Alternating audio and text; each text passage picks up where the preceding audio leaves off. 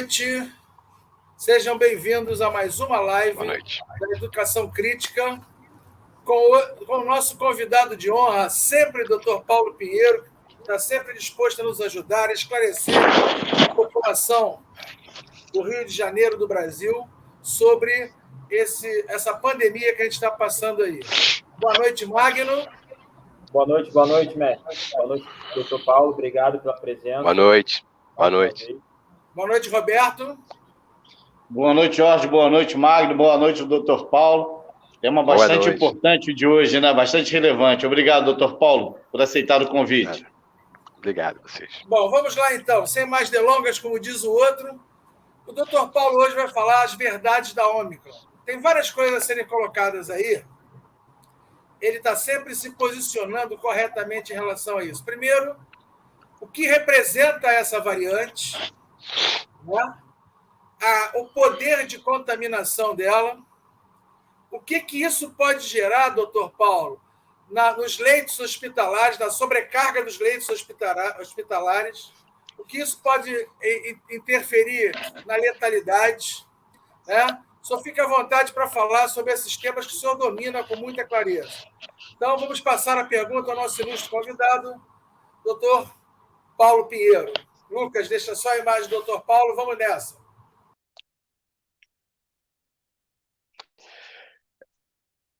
Posso começar, né? Boa noite a todos vocês. Obrigado a todos vocês que, mais uma vez, me convidam para participar dessa discussão com esse grupo da Educação Criativa, que é um grupo que a gente bate um papo sempre muito produtivo, muitas perguntas, muita gente acompanhando, e eu estou aqui à disposição de vocês por que for possível, né? Eu vou falar hoje sobre, seguindo a linha que vocês estão pedindo, sobre a Ômicron, sobre o que está acontecendo, né? A Ômicron é apenas um pedaço dessa pandemia que nos pega aí desde 2020, né? 2021. E eu hoje aqui estou falando com vocês com uma representação absolutamente... Eu vim pronto para falar com vocês, até porque eu sou um paciente com Covid. Para vocês terem noção, eu estou em pleno tratamento da Covid. Eu estou hoje no 7º dia do início dos meus sintomas, né?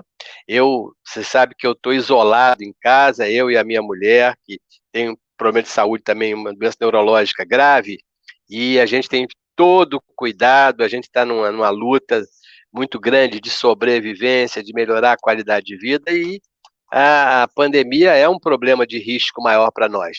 E eu fiquei em casa no trabalho remoto, eu não vou na Câmara, eu tenho trabalhado remotamente, trabalhei até muito mais do que antes, e não tenho, saio de casa para andar, dar uma volta, para caminhar, para ver se a gente não morre, né? Se a gente morre de Covid, não morre do coração também.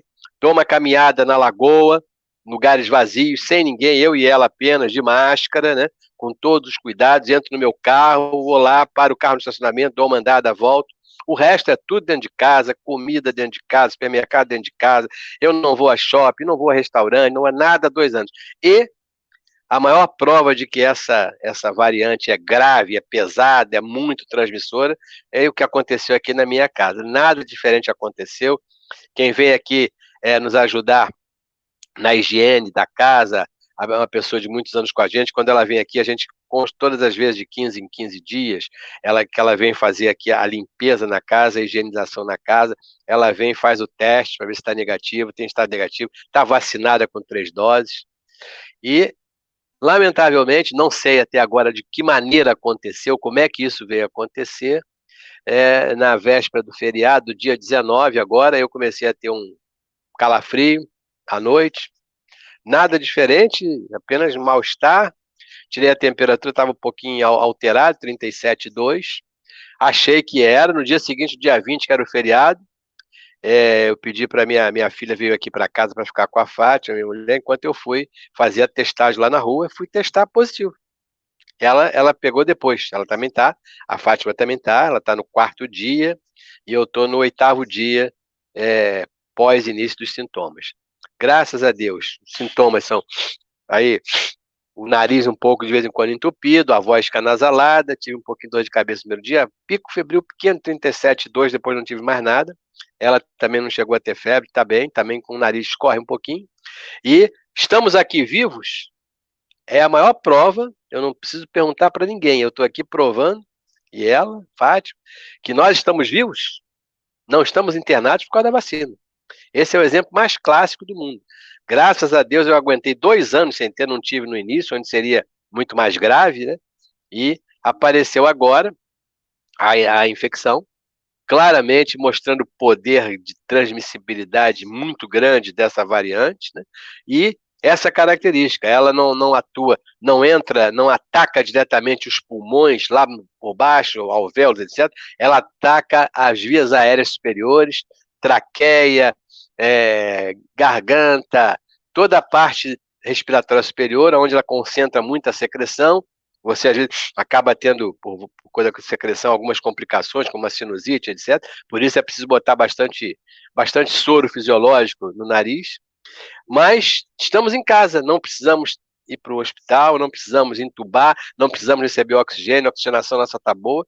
Exclusivamente, eu não tenho a menor dúvida que eu estou aqui vivo hoje, dependente exclusivamente da vacina. Portanto, essa eu quero dar o meu exemplo clássico disso aqui. É uma situação muito difícil. Nós estamos hoje com uma transmissibilidade. Por quê? A variante ômega é uma variante que tem um altíssimo poder de transmissibilidade. Anteontem eu recebi uma avaliação sobre o Rio de Janeiro. Nós estamos aqui com quase com um índice de transmissibilidade, que é o R, que se chama, em torno de 1,78, que significa que cada 100 pessoas contaminam 178 pessoas. O grau de transmissão dela é muito grande. E a transmissão está, como eu sempre disse, desde as nossas primeiras conversas, está no ar. A gente pega isso, não é na rua, não é no ar da rua, a gente pega isso com alguém do lado, que de alguma maneira, ou a máscara é uma máscara que não controla, ou você chegou próximo demais dessa pessoa com a máscara, ou seja, alguma dessas maneiras, você não transmite, não é por obra e graça do Espírito Santo. De alguma maneira, alguém se aproximou da gente e alguém que estava contaminado passou esse aerosol para nós. Eu uso máscara de boa qualidade, eu uso a máscara N95, estou sempre de máscara, mas veja só, mesmo com todos os cuidados, eu fui um cara cuidadoso, limpo tudo que chega em casa, mesmo assim, isso é uma amostra clara disso aí. O que aconteceu? Nós estamos hoje com um número brutal, né, um número muito grande de casos positivos. Para você ter uma noção, no Brasil, em março de 2021, quando estávamos no pico ainda da Delta e das outras variantes, nós tivemos 2.209.000 casos diagnosticados, positivados. Hoje, só agora em janeiro, nós já estamos com 2.268.357 casos no Brasil. O Rio de Janeiro, o número de casos é brutal, estamos quase em 200.000 casos. O aumento diário, todos os dias nós temos recordes diários de casos positivos de ômega, do Ômicron, ômega não Ômicron. Então, é preciso entender, temos um novo tipo de infecção, com uma variante do coronavírus. Essa variante tem um poder de transmissibilidade muito grande e as pessoas estão todas se contaminando. E é evidente que a grande diferença é que a mortalidade, comparada a esses 2,5 milhões de casos de agora, 2.200.000, comparado com os de antes, a mortalidade era 4 vezes maior lá atrás. O número de pessoas internadas seria muito maior, foi muito maior em determinado momento. Mas o que acontece? Mesmo nós tendo essa característica, estamos vendo que dos pacientes internados, 91%, 92% dos pacientes internados ou não tomaram dose nenhuma da vacina, 43% tomaram dose nenhuma da vacina, e esses 91% ou não tomaram dose nenhuma, ou não tomaram a dose de reforço, ou não tomaram a segunda dose. Ou seja, as pessoas que não acreditaram na vacina, essas pessoas estão se internando. Infelizmente, algumas estão morrendo. Por quê? Por que esse número tão grande de internações e a sobrecarga, a pressão no sistema de saúde? Porque o percentual, ele é aquele mesmo, você vê, não? Então, as pessoas que tomaram vacina, 7% das pessoas internadas tomaram vacina se não tiveram doença. É verdade. Só que 7% sobre 1.000 pessoas é uma coisa. 7% sobre 1 milhão de pessoas é outra coisa muito diferente. O número ainda é muito grande. Por isso, nós estamos ainda com um número muito grande de pessoas. Mas fica claro que a gente tem que entender que a vacina, nós quando tomamos a vacina, ela não nos dá, ela não impossibilita a transmissão. Tanto que está aí, estamos vendo o brutal número de pessoas infectadas. Mas ela faz com que, se você for infectado, você não tenha uma doença tão grave, uma lesão tão grave nos seus órgãos, e não morra, não precise ir para um CTI, não precise ser entubado. Essa é a grande diferença. Esse é o quadro que nós temos hoje. Com um agravante, que é a chegada também nas crianças. E enfrentar, o que a gente tem que enfrentar? Não temos que enfrentar somente o Ômicron, somente essa variante. Nós temos que enfrentar um governo negacionista e um grande número de pessoas na nossa sociedade que são negacionistas, que não querem vacinar. Nós chegamos a um ponto bastante importante da vacina aqui no Rio de Janeiro. 87% das pessoas da população total da cidade do Rio de Janeiro, 87% tomaram a primeira dose, 82% tomaram a segunda dose. Mas ainda assim hoje, dia 27 de janeiro, em torno de 600.000 pessoas já deveriam ter tomado a terceira dose e não apareceram para tomar a terceira dose. O movimento de pessoas para vacinar os seus filhos ainda é muito pequeno. É preocupante. É preocupante. Por quê? Estão fazendo o possível para boicotar agora. Já boicotaram tudo, já tentaram dizer novamente que cloroquina é melhor do que a vacina. E agora estão tentando, quem está tentando? Os negacionistas, aqueles que entram nas redes sociais e dizem: o sujeito vai morrer. Uma criança teve um problema de saúde no interior de São Paulo, o ministro da Saúde pegou um avião e foi lá para ver se era mesmo da vacina. Deu mal, porque não era da vacina. As pessoas colocando uma série de minhocas na cabeça dos pais e mães, no intuito de fazer isso. Prefeituras do Rio, 4 prefeituras do estado do Rio de Janeiro, obrigando as pessoas a assinarem um documento como pai, não precisa assinar nada. Isso é um absurdo. A vacina é que vai salvar. O número de crianças internadas no Brasil aumentou muito nos últimos dias, e nós só vamos conseguir chegar a um número grande de pessoas vacinadas se nós vacinarmos a população de 5 anos em diante. Se nós não conseguirmos aumentar o número de crianças vacinadas, nós não chegaremos aos 95% que é necessário hoje. Nós precisamos ter uma população em torno de 95% vacinada. E sem vacinar as crianças, nós não vamos conseguir isso. E as crianças vão retornar às aulas daqui a pouco, e é evidente que vão retornar às aulas com mais da metade das crianças ainda não vacinadas. Nós precisamos vacinar no Brasil 20 milhões de crianças, de 5 a 11 anos, 20 milhões. E nós não estamos andando ainda todas as negativas, os obstáculos, os medos colocados, tudo aquilo que é feito contra a ciência, continua afetando e afetando muito aqui no Brasil a vacinação das crianças. Portanto, nós estamos num momento muito grave, em que vamos chegar até os primeiros 15 dias de fevereiro com um número muito grande de casos, uma transmissibilidade muito grande, com a alegria só de saber que quem está vacinado está protegido. Provavelmente quem está vacinado tem muito mais chance de não se internar e não morrer do que aqueles que não estão vacinados. Mas temos toda a sabotagem do mundo em relação a isso.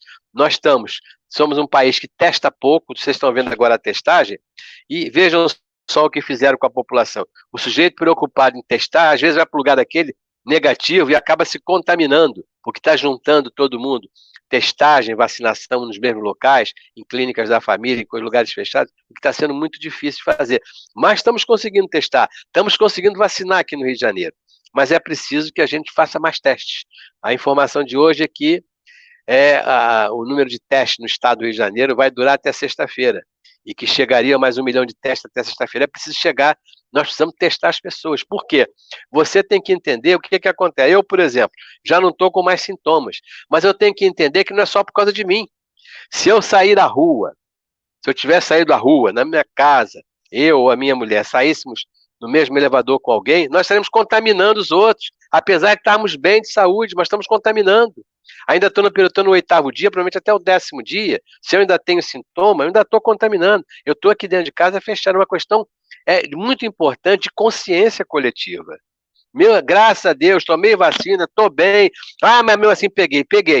E o que eu tenho que fazer? Eu tenho que fazer agora é não contaminar os outros. O que eu tenho que fazer é tentar convencer os outros a tomarem vacina e não sair de casa enquanto meus sintomas não desaparecerem, enquanto não passar pelo menos 10 dias do início dos sintomas. Mais ou menos isso. O quadro hoje, o que nós precisamos hoje? Rede hospitalar sob pressão, 14 municípios, se eu não me engano, até agora eu estava vendo isso há pouco, 14 municípios do Rio estão com um número muito grande de casos. Ou seja, 14 municípios do Rio de Janeiro estão no momento mais perigoso. A capital, esses 14 municípios estão com mais de 80% de leitos de CTI ocupados, o que é uma situação muito grave. E é preciso entender que essa pressão, o que faz essa pressão? Alguém deve ter visto ontem o RJTV mostrando Souza Guiar. As pessoas que não têm Covid e precisam ser atendidas, o cara que tem uma vesícula que está dando dor, que precisa ser operado, o cara que tem uma hérnia, o cara que tem um infarto, o cara que tem um problema vascular, um problema neurológico, ele vai precisar dos hospitais. Não é Covid, mas vai chegar lá com essa sobrecarga sobre os hospitais, ele não vai poder ser atendido. Portanto, esse é o problema que nós temos que pensar nessa doença, como no resto da nossa vida, pensar na gente, mas pensar naquele que está aqui ao nosso lado.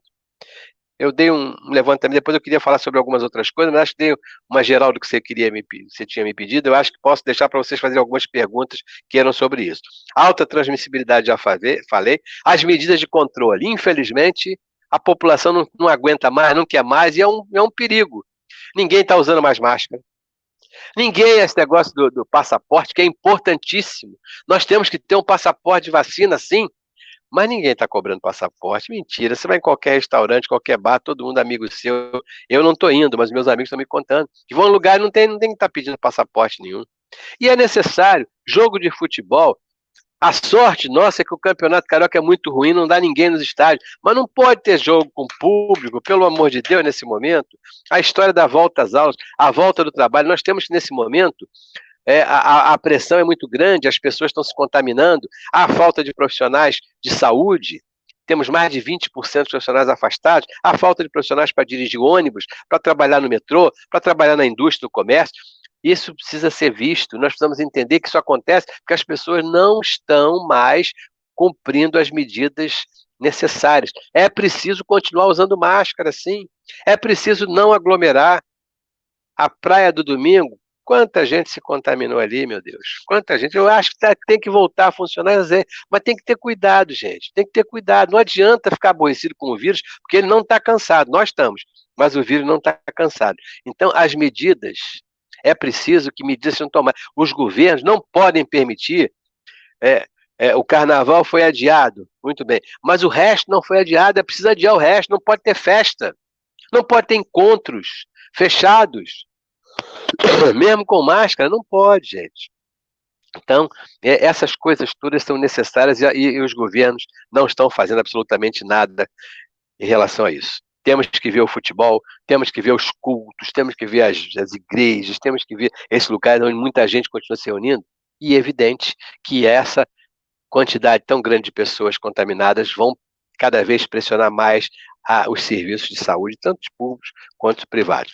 O afastamento, o governo tentando de qualquer maneira defender a economia, reduzir o tempo de afastamento, 5 dias só, não é verdade. Você contamina enquanto estiver com seus sintomas.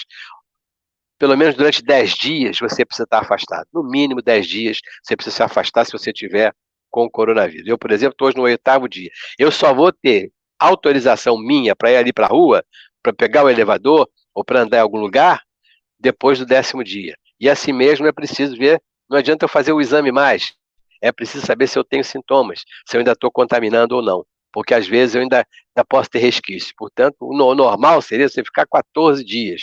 Mas 10 dias, a maior parte das pessoas com 10 dias já está sem sintomas, já está sem transmitir o vírus. É mais ou menos isso que eu queria falar para vocês.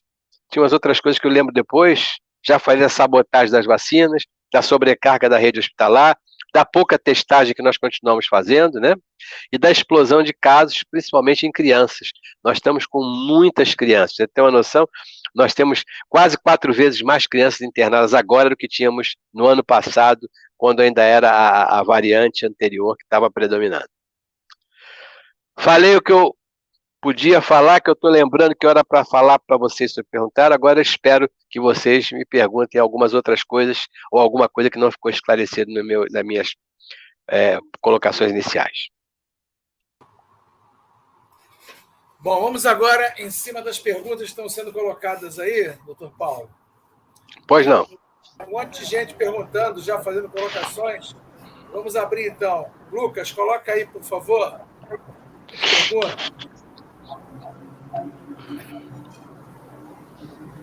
Está conseguindo ler?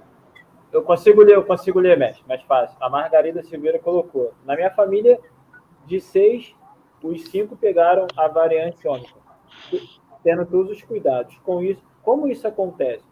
Todos vacinados com sintoma muito leve. Primeiro, Margarida, aconteceu comigo. Eu também tomei todos os cuidados. Eu não saio de casa desde março de 2020.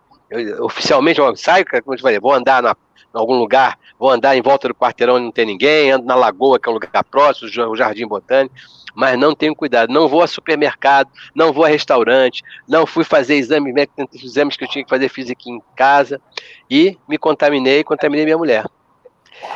Não acontece porque várias coisas podem acontecer. O cara que vem entregar para mim a comida, por exemplo, ele pode estar eu estou com a máscara N95, que me permite ficar controlado, mas ele não está. Eu posso, em algum momento, ter bobeado na máscara e, no momento que ele falou, transmitiu para mim isso. Estando a menos de 2 metros, pegando o cartão de crédito quando eu vou pagar, pode acontecer. Eu posso ter entrado no elevador do meu prédio, estava de máscara, tudo bem, se a máscara não pode não estar bem colocada em algum momento, ter entrado alguém anteriormente no elevador, que é um lugar fechado, e o ambiente ainda está contaminado. Então, isso pode acontecer. A questão de estar vacinado, a vacina, você tem que entender que ela não impede a transmissão.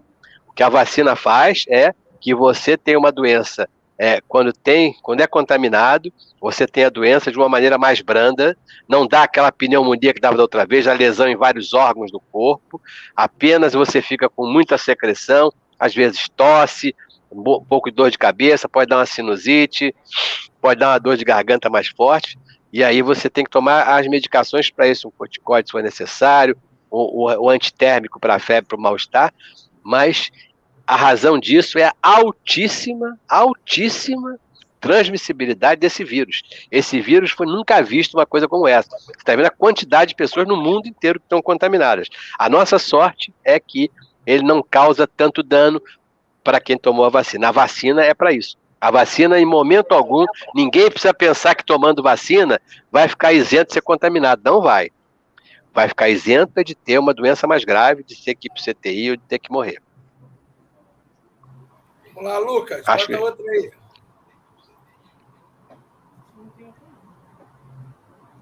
A sua pergunta, Lucas. O Lucas colocou: qual é a diferença entre as vias de contágio da Ômicron em comparação às variantes anteriores, doutor? É a mesma via de contato. A doença pega pelos fluidos, pelo ar pelo que você joga fora, quando tosse, quando espirra, quando fala, as gotículas, o aerosol que sai da sua boca. A gente que não vê isso aqui, não estamos vendo, mas quando você usa a máscara, a razão da máscara é exatamente para isso. E a máscara, não adianta botar uma máscara de pano toda furada, uma máscara de pano que deixa passar as máscaras. Se não forem as máscaras de boa qualidade, você acaba passando. O vírus atravessa os buraquinhos da máscara, uma máscara de qualidade inferior. Lamentavelmente é verdade. O governo deveria ter pensado nisso, ter comprado máscara para todo mundo. As crianças vão voltar para a escola agora, não adianta vir com a máscara do Flamengo bonita, porque a máscara do Flamengo bonita de um tecido em que o vírus atravessa a defesa do Flamengo, vai acontecer esse problema. Então, a via é a mesma. O que acontece é que a Ômicron, ela tem um poder muito maior de contagiar do que tinha a Delta, do que tinha a Gama, do que tinha as outras variantes. O poder de contaminação dela é muito grande. Ela rapidamente se instala. Eu estou coçando o nariz para isso. Se eu tivesse contaminado, encostado em alguma coisa, do que eu faço isso aqui, eu estou colocando no meu nariz o germe, entendeu? Por isso é que é importante lavar as mãos com álcool, lavar as mãos com água e sabão, se for possível com álcool, quando não puder com água e sabão, usar a máscara bem presa, não pode ser máscara solta, a máscara tem que estar presa no nariz, tem que estar presa aqui embaixo do queixo, ela tem que estar bem colocada, tampando o nariz, para que você seja protegido. Mas tentando responder o que você me falou, a maneira de contágio é a mesma, é pelo aerosol, pelas gotículas que você emite quando fala, quando espirra, quando tosse, é assim que transmite. Vamos lá, Lucas. A Margarida colocou, mestre, o contágio com a Ômicron pode deixar alguma sequela? O contágio, na verdade, o principal do contágio, ele causa ou não a doença. Agora, as sequelas que a doença deixa são, pelo menos nós estamos ainda muito no início, né? Nós temos muita gente sequelada de Covid das variantes anteriores, da Gama, da Delta, tem muita gente, muitos problemas. O número é tão grande de pessoas contaminadas que nós não damos conta, nós não debruçamos sobre. Existe um ambulatório no Pedro Ernesto, na UERJ, ao lado do Pedro Ernesto, ambulatório chamado Covid longo. As pessoas têm muitas complicações. As pessoas que perdem, por exemplo, o olfato, que nesse momento com a Ômicron não é tão comum, perdem o olfato, às vezes ficam meses sem sentir gosto da comida. Pessoas que têm lesões vasculares, lesões renais, lesões cardiológicas, lesões motoras, causadas por complicações da Ômicron. Muita gente que teve Covid, que se internou, outros até que não se internaram, tem que estar procurando serviço, procure o serviço. A prefeitura vai abrir agora no Hospital Ronaldo Gazola também um ambulatório para o Covid, chamado Covid longo. O Hospital Pedro Ernesto, do lado, a UERJ, do lado do Hospital Pedro Ernesto, tem uma escola ali, uma escola chamada Escola Argentina. Exatamente ali foi criado um ambulatório muito bom, funciona muito bem, pelo SUS, um ambulatório para o tratamento exatamente dessas pessoas. Tá vendo que eu tô com um pouquinho de secreção, tô falando com vocês e tô tirando a secreção aqui do meu nariz. Doutor Paulo, eu queria fazer uma pergunta. Pois não. É uma colocação para pegar a sua opinião. A gente estava falando dos leitos dos hospitais que estão recebendo um número significativo de pessoas contaminadas. Você vê, como eu vejo, pelo menos na televisão, na notícia, na imprensa, que os hospitais federais não estão apresentando disponibilidade de leitos. Como é que você vê isso? Como é que você vê essa inabilidade dos hospitais federais? Porque nós temos no Rio de Janeiro grandes hospitais federais em termos de espaço, que é Bom Sucesso, Ipanema, Lagoa. Né? Se tudo isso estivesse funcionando, não teria melhor aceitação dessas entradas no hospital? Claro. No ano passado, Jorge, acho que em março, eu não estou enganado, se eu estiver enganado, em março nós fizemos uma audiência pública virtual com os representantes da prefeitura e representantes do governo do estado e representantes do governo federal para falar sobre leitos para internação ainda na variante Delta, né? Naquela época. O superintendente do Ministério da Saúde participou, o pessoal da Secretaria Municipal de Saúde Estadual. E o que nós vimos? Eles diziam para nós, eu fiz uma alerta de leitos fechados, na época tinham 400 leitos fechados na época. Hoje são mais de 900 leitos fechados. E ele dizia, o superintendente já foi demitido, já tem outro lugar dele, que ele não tinha condições de contratar, porque 4.000 profissionais foram demitidos dos hospitais federais, contratados temporários, foram demitidos e não tinha dinheiro. Ele até brincou comigo, se eu tivesse passagem com o Paulo Guedes, que eu procurasse o Paulo Guedes e pedisse esse dinheiro para que ele pudesse contratar os profissionais de saúde para o Rio. Eu, na época, até brinquei com ele que eu usava gasolina Petrobras, eu não usava posto Ipiranga, então eu não tinha contato lá com o posto Ipiranga. Mas o que aconteceu? O Ministério da Saúde, entre dezenas de erros cometidos, todos do negacionismo para cá, tem um no Rio de Janeiro que é brutal. Vocês lembram o Hospital de Bom Sucesso que pegou fogo? Até hoje não abriu. Nós temos hoje, Jorge, 6 hospitais no Rio de Janeiro. O Rio de Janeiro é o local que tem mais hospitais federais do Brasil. Nós temos 6 hospitais. O que fazem os hospitais federais? Fazem as cirurgias de alta complexidade. Cirurgias que não podem ser feitas nos hospitais municipais, nem nos estaduais. Quais são esses hospitais? Bom Sucesso, Andaraí, Lagoa, Ipanema, Jacarepaguá, Servidores do Estado. Ipanema já falei, né? São 6 hospitais. Esses 6 hospitais têm hoje 942 leitos fechados por falta de pessoal. Ou seja, o hospital está ali, ele continua contratando as pessoas para ter lá alimentação, etc, etc, e só tem, muitos deles têm 25, 30% dos seus leitos, 40% dos seus leitos fechados. Você não pode imaginar um hospital como Servidores com 50, 70 leitos fechados. E nada foi feito, Jorge, há um ano que se briga por isso. Hoje tem uma notícia, eu li a notícia agora à tarde, de que eles estariam contratando 1.700 profissionais. Parabéns, se fizerem isso, será uma grande atuação, mas estão levando um ano para fazer isso. O Hospital do Fundão acabou de fechar 100 leitos que foram abertos para a Covid, porque não tem pessoal. Fez um convênio com a Fiocruz não pode continuar o convênio, e o convênio foi suspenso, eles fecharam 100 leitos. O hospital está com mais da metade, todos os leitos de Covid que tinha lá estão fechados, porque não tem médico, enfermeiro, fisioterapeuta, técnico de enfermagem para atender. Portanto, seria importantíssimo a ajuda, necessária ajuda, reabrir o Hospital de Bom Sucesso. O Hospital de Bom Sucesso não pode continuar fechado, meu Deus. É um crime que está sendo cometido. E o governo federal promete, não consegue. Isso é um crime cometido, é mais um dos crimes do Ministério da Saúde contra a população do Rio de Janeiro. É a postura genocida do governo, né, Paulo? Infelizmente, é verdade. O Magno quer falar, Magno. Pois não, Magno. A gente sempre teve a impressão de estar correndo sempre atrás, né? E a Omicron trouxe muito esse fato, né? Nós estamos batendo recordes diários de casos no mundo, e o Brasil também, né? E ontem batemos mais de 600 mortes, infelizmente, mais um dado triste aí, que não acontecia desde agosto, né, de 2021. Então, já acendeu um sinal de alerta, inclusive a própria UFRJ, né, o comitê da UFRJ pede um lockdown. E a questão dos testes, a gente sabe que é uma subnotificação muito grande, né? E existe um problema que a gente sempre discute aqui na educação criativa, que é a questão do transporte público.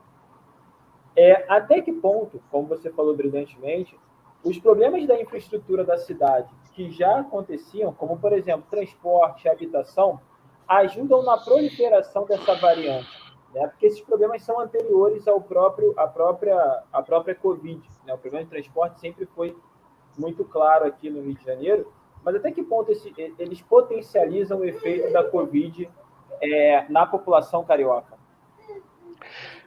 O problema desde o início. Da última vez que nós conversamos, já falei sobre isso. Nós tentamos na Câmara algumas coisas, né? Por exemplo, nós aprovamos um projeto de renda mínima carioca para dar um colchão de proteção para as pessoas que não podem trabalhar. Porque lockdown, não adianta pedir lockdown. Só quem conseguiu fazer lockdown aqui no Rio de Janeiro, no Brasil, quem conseguiu foi a Omicron. Ela está fazendo lockdown. Ela está dizendo, não vai trabalhar 20% do pessoal da saúde. Não vai. Ela comete o cara da doença e ela produz o lockdown. Ou seja, é o único que consegue fazer lockdown aqui é o próprio vírus. Nós não conseguimos fazer, não fizemos em momento algum. O transporte, nós no momento algum pensamos em mudar. Não é possível que não seja viável você mudar o horário da indústria, o horário do comércio. Os shoppings trabalham começam às 10 horas. Fazemos horários divididos para que o sujeito não tenha que ficar 4 horas da manhã na fila do trem. Né? Era importante mudar isso, mas o comércio e a indústria não conseguiram fazer isso. Os governos que deveriam fazer não conseguiram fazer isso. Então, onde tem mais, não tenha dúvida, onde tem mais contaminação é no transporte coletivo. Nos BRTs, nos ônibus normais, no metrô, nos trens. Você imagina lá, você imagina a qualidade das máscaras das pessoas, se você olha no trem e vê a qualidade das máscaras pior possível quando está de máscara, né? E o cara fica da seguinte maneira, aí você cobra do camarada o seguinte, o cara... Eu vi um sujeito dando uma entrevista que ele estava no final de semana na praia, reclamando que a praia estava muito cheia. Ele falou, pô, meu amigo, eu vim aqui para a praia que alguma coisa me restou de graça. Eu ando todo dia, eu estou sendo contaminado todo dia no ônibus. Eu pego um trem, depois pego um ônibus, eu vou me contaminar, vou morrer se eu vier aqui na praia? Eu não vou morrer por causa disso. Ou seja, as pessoas vão perdendo a paciência com a incompetência dos governos. Nada foi feito para mudar o horário do comércio, indústria, dos serviços, para que em prol disso aqui você pudesse ter, de alguma maneira, horários diferentes para as pessoas não juntarem todos no mesmo horário nos ônibus, no trem, no metrô. Isso é absolutamente correto o que você falou. Esse é um dos lugares que mais contaminam. Um dos lugares que mais contaminam é exatamente o transporte coletivo. Como as festas, você faz uma festa para 3, 4 mil pessoas, aí diz o seguinte, tem um discurso que já está colocado, estamos tomando todas as atitudes sanitárias possíveis. Mentira! Quem é que vai ver? Quem é que está cobrando o passaporte sanitário? E passaporte sanitário hoje, passaporte sanitário tem que ter a terceira dose, né? Só com 2 doses não está garantindo mais nada para ninguém, não é verdade? Então, um grande acerto da política pública de saúde aqui no Rio de Janeiro foi a vacinação. Nós acertamos, vacinamos muito bem, mas deixamos de fazer uma série de outras coisas que já deveríamos ter feito, que agora, como a discussão que foi aí do carnaval, que foi um problema muito sério mesmo, tem toda a razão, não adianta acabar com o carnaval, adiar o carnaval e deixar ter a festa do Espanta Neném, a festa do outro ali, a festa na Maria da Glória, a festa não sei aonde, não adianta. Tem que fazer isso de alguma maneira que seja, onde tem aglomeração, não pode ter jogo de futebol com o público agora, pelo menos nesse momento não dá, mas é muito tempo, eu sei que é muito tempo, mas tem que reclamar com o vírus, não adianta reclamar com as pessoas que estão sugerindo o que deve ser feito. Então é importante que a gente entenda que não acabou ainda, que evidentemente que na Ômicron ela é menos violenta, que ela mata menos, que ela interna menos, mas que o volume de transmissibilidade é tão grande que o número de pessoas a necessitar de internação e morrendo está sendo muito grande, como você está vendo, por um volume muito grande, que nunca foi em nenhuma das outras variantes. A quantidade de pessoas infectadas está crescendo todos os dias, não para de crescer. Eu imagino que aqui, lá para o dia 15 de fevereiro, 20 de fevereiro, a gente começa a ter uma estagnação, porque quase todo mundo já está... Você fala com seus amigos, todo mundo em volta de você já está contaminado. Então vamos chegar no momento em que boa parte da população vai estar contaminada e boa parte da população vacinada. Eu espero que a vacinação ande mais rápido até do que a própria infecção tome conta das pessoas. Lucas, mais perguntas aí do pessoal de casa?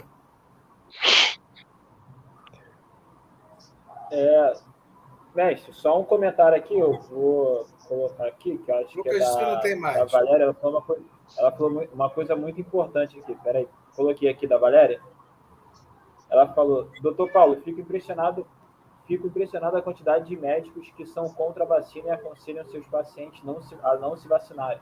Ainda tem a questão dos filhos, né, Valéria, aproveitando aí, o Rio de Janeiro não, né, mas 2 municípios aqui do estado solicitam a prescrição médica da vacinação infantil. 4 já, mestre? Então, eram 2, até a última informação para a nossa live, então já são 4. Né? Inclusive, prescrições médicas, o que é um absurdo no caso da vacinação. Né? Isso nunca foi exigido em nenhuma vacinação. Sim,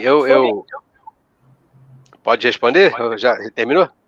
Só aproveitando, mestre. Pois não. Que deu essa pergunta. O senhor acha que vai ser viável uma mudança, até mesmo nos cursos de medicina, a partir dessa pandemia? Que é uma discussão também a ser pensada? Nós estamos bastante avançados. A ciência deu provas de que está muito bem preparada para enfrentar a pandemia. As doenças, a vigilância epidemiológica, os cientistas, os profissionais que trabalham com saúde pública estão muito bem preparados. Eu não vejo que vai haver assim, uma grande modificação dentro do currículo. Vamos estudar mais, temos que estudar um pouco mais o que está acontecendo. É evidente que o estudo sobre as variantes vai ser cada vez maior, né? Nós, evidentemente, que não vai desaparecer, a Covid não vai desaparecer, não vamos ter ela sob forma endêmica, ou seja, formas mais concentradas, menos agressivas, mas provavelmente, não tenho dúvida que vamos ter que vacinar uma vez por ano, pelo menos, Eu estou aqui aguardando, já ansioso, a 4ª dose, porque não tenha dúvida, eu tomei vacina, a 3ª dose em outubro, né? Estamos em novembro, dezembro, janeiro. Quando chegar agora fevereiro, eu já estou no 4º mês. Na minha idade, eu já tenho menos órgãos de defesa, já vou estar de alguma maneira, precisando, eu e todos aqueles que tomaram lá em outubro, vamos estar precisando de uma da 4ª dose. Ou seja, vamos saber que dose é essa, que vacina que vem aí, se é uma que vai pegar melhor a Ômicron ou não, e não tenho dúvida de que nós vamos ter que pensar melhor a nossa vida, negócio novo, normal, a nossa vida terá que ser diferente. Nós vamos ter que repensar o trabalho remoto, nós vamos ter que pensar o trabalho com máscara, o uso de máscara mais constante, nós vamos ter que pensar um pouco mais uma série de coisas que nós não pensávamos que íamos ter que discutir tão cedo e vamos ter que discutir. Agora, eu acho que é lamentável a questão dos médicos e outros profissionais, mas médicos é lamentável, quantidade muito grande mesmo, muito grande de médicos que são negacionistas, lamentavelmente. Lucas, tem uma pergunta da Antônia que achei muito interessante para o Dr. Paulo responder. Eu botei aqui, mesmo. A Antônia de Fátima perguntou: médicos que estão ocupando a vacina por casos de miocardite, isso é verdade? Nós temos que entender uma coisa também do mundo moderno. Nós temos que aprender a enfrentar o Covid, mas vamos ter que aprender a enfrentar as redes sociais. Porque todo mundo escreve as maiores barbaridades nas redes sociais. Né? Ou seja, tem casos de miocardite? Tem. Teve casos de miocardite em algumas crianças? Teve, mas é um número muito pequeno. E as pessoas que tiveram, as crianças que tiveram miocardite, foram rapidamente restabelecidas. Ninguém morreu por causa da miocardite. E, ao contrário, morreu por causa da doença. É muito mais grave para uma criança ter a doença do que uma em cada 1 milhão de pessoas ter uma miocardite, será bem tratada, será observada pelos médicos. Não há razão para pânico em relação a isso. Como qualquer produto, os remédios, as vacinas têm algumas contraindicações, podem dar alguma reação em algumas pessoas, mas esse número é muito pequeno. E aí nós temos que pensar hoje o que é melhor, arriscar ter algum tipo de complicação ou ter a certeza que nós vamos morrer por causa da variante que tá de plantão. Então, por isso, essa história da miocardite, ela existe, claro que existe, como existem algumas outras complicações, mas as pessoas estão sendo observadas e o número de complicações que a vacina apresenta é mínimo em relação ao resultado. Quantas pessoas deixaram de morrer porque se vacinaram no mundo inteiro? Doutor Paulo, o senhor colocou uma coisa aí muito importante e interessante.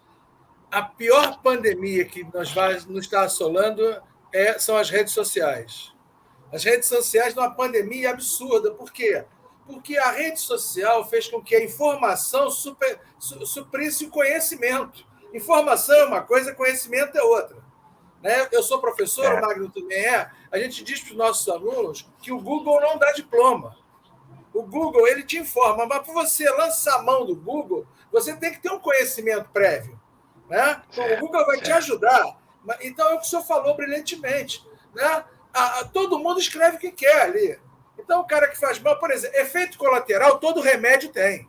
Né? Todo tratamento tem. Agora, você tem que trabalhar dentro de uma estatística, de percentual, para aquilo não virar verdade absoluta. Não é verdade isso? É verdade. Você vê um exemplo clássico, tem medicamentos que são muito difíceis de tomar. As pessoas que sabem disso, quem tratou câncer alguma vez na vida, a quimioterapia é uma coisa pesadíssima, causa transtornos enormes, causa às vezes lesões em alguns órgãos, cai o cabelo, mas ela é necessária. É necessária para salvar a vida das pessoas de um tumor maligno. Ou seja, tem os remédios, olha na bula, toda a bula de remédio tem contraindicações, mas você tem que entender que aquilo pode acontecer em alguns casos, mas que aquilo é necessário para ser utilizado. E acho que as pessoas não podem mais, essa questão das redes sociais é um problema enorme. A gente que é mais velho tem muita dificuldade para entender isso. É uma coisa, você vê essas coisas, Big Brother, essas coisas estão tudo por aí, qualquer besteirada, o cara, o sujeito fez uma palhaçada com a mão para cima à direita, ele tem 4 milhões de seguidores, entendeu? O outro deu uma gargalhada, rasgou as calças, tem 2,5 milhões de seguidores. Ou seja, é uma tristeza, o baixo nível que muitas vezes aparece pelas redes sociais, que são importantíssimas, que nos ajudam de uma maneira tão grande. Essa maneira de nos comunicarmos hoje, como estamos fazendo agora, é um grande avanço. Isso no passado a gente não podia fazer. Hoje, a teleconsulta, telemedicina é muito importante. Quantas pessoas deixaram de se contaminar fazendo a consulta pelo telefone com seus médicos? É muito importante. Mas nós não podemos acreditar em tudo, né? E nós, infelizmente, temos um grande número de pessoas que só estão na contramão para atrapalhar e usam as redes sociais exatamente para o negacionismo, para a destruição, não para a construção de nada positivo. Tá sem som. Tá sem som. Doutor Paulo, desculpa.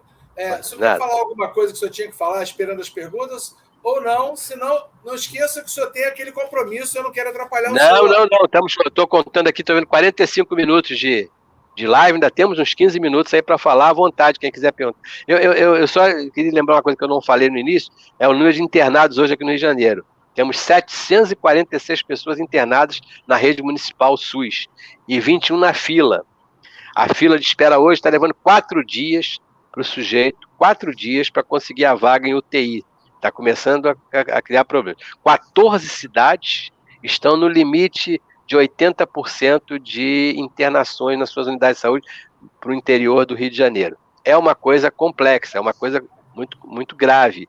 E a gente precisa entender que tirar da cabeça, o que eu gostaria de utilizar sempre, que eu tenho feito nas lives que eu faço, então, tirar da cabeça as pessoas. A vacina, ela salva as pessoas.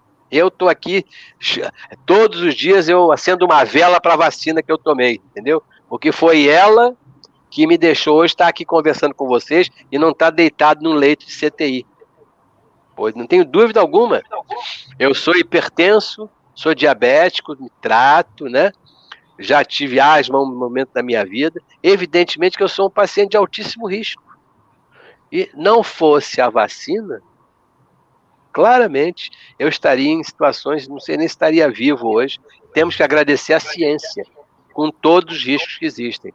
Então é preciso a gente entender, primeiro, o que está acontecendo, é preciso saber o que está acontecendo para depois se posicionar. Sempre lembrando a questão que não é só para mim, não é só do meu corpo, do meu umbigo que eu estou falando. Eu estou falando de uma doença que eu preciso ter cabeça coletiva, pensamento coletivo. Eu não posso matar os outros, eu não posso transmitir. Se eu sei que eu estou num período de transmissão, eu não posso passar na rua transmitindo a doença para outras pessoas, para as crianças. E temos agora um outro problema, que é a volta às aulas, né? Que vamos ter esse início, uma série de problemas nas universidades, né? Se vai ser presencial, se vai ser remoto. Parece que as universidades, na sua maioria, estão mantendo o trabalho remoto, né? Seja elas públicas como privadas, mas as escolas e os secretários querem botar as crianças lá. Eu espero que a Secretaria Municipal de Educação tenha colocado testes suficientes nas escolas para testar aquelas pessoas, e espero que deem máscaras de boa qualidade para as crianças e para os profissionais de educação, e que a gente não tenha uma onda de crianças internadas por causa da atuação presencial nas escolas. A gente sabe que um dos setores mais prejudicados foi a educação, né? Muitas crianças perderam o rumo dentro da escola. Vai ser difícil recuperar esse tempo perdido, mas temos que pensar e temos que cobrar, ter sempre em mente o discurso falastrão, mentiroso das autoridades. Nessa escola está tudo normal, você vai lá ver, a janela está trancada, o banheiro não está funcionando. É preciso cobrar as condições de funcionamento. Se não tem condição, não abre, porque senão você vai matar muita criança e vai matar muito avô, que essa criança é altamente transmissora. A criança vai transmitir muito essa doença se não tivermos todo mundo vacinado. Eu espero que a vacinação corra mais um pouco no Rio, que novamente faltaram vacinas, o governo federal não colocou as vacinas, culpa do governo federal, acho que a prefeitura aqui tem nota 10 em relação à vacinação, a secretaria montou um esquema muito bom, muito bem feito, e como da testagem também, demorou um pouco, a testagem era para ter mais tempo, precisamos de testagem é imprescindível para o controle de uma variante que é tão rapidamente transmissível como é a Ômicron. Tem a pergunta da Antônia aí, Magno. Coloca aí. Vou botar aqui. Muito boa. Aquela pergunta daqui. Espera aí. Quem já teve Covid pode ser reinfectado? Qual é hoje, né, esse caso aí? Porque aumentou muito também, né? Se aumentou a doença, os números de casos, mas, por exemplo, também o caso de reinfecção pela Ômicron também está muito alto, né? É verdade, é verdade. Tem sim, tem chance. Você está infectado, você já viu, e você na sua família vai procurar, que vai achar. Na minha já achei várias pessoas que foram reinfectadas já. Tem uma minha enteada, que é médica, que trabalha na Fiocruz, ela já teve pela segunda vez. Agora ela teve os 2 filhos e o marido. E ela já tinha sido infectada lá pela primeira vez pela Delta, né? Então a reinfecção acontece. O que acontece? Hoje é um trabalho muito importante falando sobre o aumento da proteção para as pessoas que foram vacinadas e tiveram infecção. Na mesma ordem, que tiveram infecção e foram vacinadas depois. Parece que a infecção em quem já foi vacinado, ela dá um maior poder de defesa do organismo, por um tempo, não é para sempre. Mas, pelo menos no meu caso, eu tomei vacina, 3 doses, e fui infectado. Provavelmente nos próximos 2, 3 meses, eu terei uma proteção muito maior do que se eu não tivesse sido infectado. Isso é verdade. E por que é perigoso ter reinfecção? Porque o que você falou, como a transmissão é muito grande, mais pessoas são submetidas a isso. Então, qualquer bobeada do sistema imunológico, né, descer um pouco a imunidade, mesmo naquele quem já teve, que já tem anticorpo, vai chegar no momento em que você pode se reinfectar sim.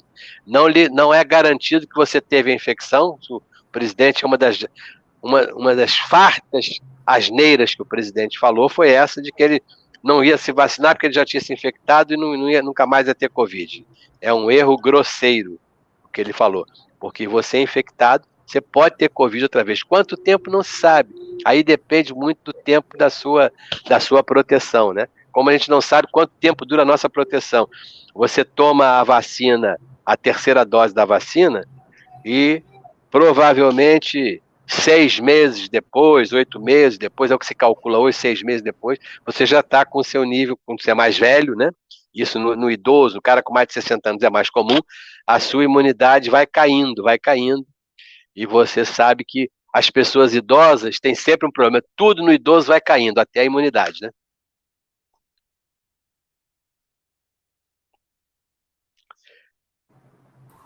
Tem mais perguntas aí. Vamos lá. Só para poder dar Naná Barbosa, que ela pergunta o seguinte. Deixa eu só botar aqui. Deixa eu ver se foi. O prazo para tomar a terceira dose da vacina após o início dos sintomas da contaminação do Ômicron é mesmo de 30 dias? Porque também há essa informação, né? Exatamente. Depois de 30 dias do prazo, que às vezes você não sabe.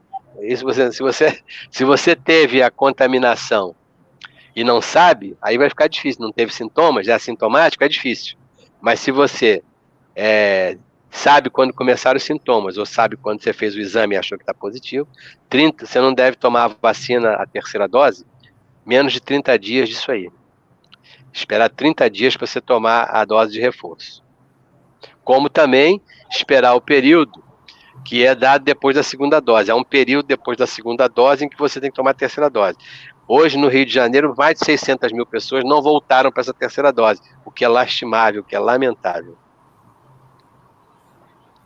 Mais alguma pergunta aí, Magno? Não, mestre. Não. Bom, então, vamos agradecer. Faltam vocês fazer aquelas perguntas que não tem resposta, ninguém vai fazer uma pergunta sem resposta. Perguntar se o Vasco vai ser campeão carioca, essa é uma boa. Não sei se o Vasco vai contratar a Ômicron para jogar ali contra os outros times, para tirar os outros times de campo. Eu sou um vascaíno, fiquei muito satisfeito com a vitória de 4-2 ontem sobre Volta Redonda, mas nós estamos num momento difícil, né? Eu acho que o futebol não deve ter público por enquanto, um momento difícil da nossa vida. Eu queria dizer para vocês isso, eu passei por momentos, eu fiz agora, dia 22, eu ganhei de presente de aniversário a Covid, né? E o dia 22 eu fiz aniversário, eu completei 73 anos. Eu nunca na minha vida, que a minha vida tem sido uma vida agitada, tenho passado por muitos problemas, tenho enfrentado muitas coisas, muitos desafios na vida, mas eu nunca vivi momentos como o que eu vivi nos últimos 2 anos, né? Desde março de 2020, a minha vida tem ficado de uma maneira muito difícil. Agora mesmo, quando eu fiz o meu diagnóstico, né, foi um problema logístico enorme. Como é que eu vou fazer? Eu estou contaminado, minha mulher não está, eu não posso contaminá-la.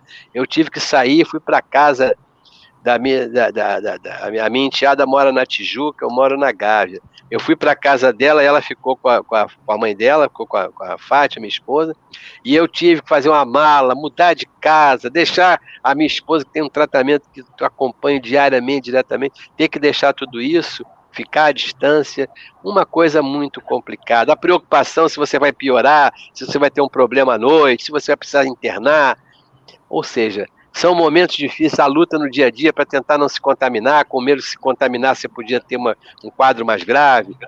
Enfim, nós estamos atravessando momentos difíceis, a dificuldade para a gente trabalhar, a questão do trabalho remoto, a adaptação para essa vida, a questão de você não ter o lazer, que você perde boa parte do lazer que você tinha. Então, é um momento muito difícil. Nós todos, a população toda passou por momentos muito difíceis.